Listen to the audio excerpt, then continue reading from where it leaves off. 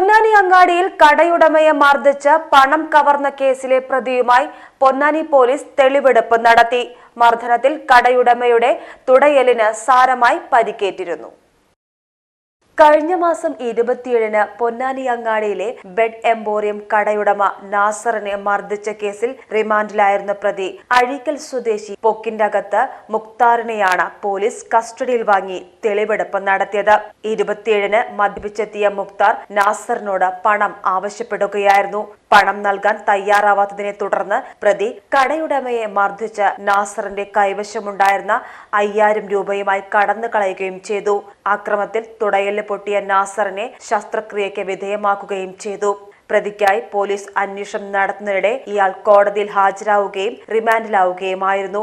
അന്വേഷണത്തിന്റെ ഭാഗമായാണ് പോലീസ് പ്രതിയെ കസ്റ്റഡിയിലെടുത്ത് തെളിവെടുപ്പ് നടത്തിയത്.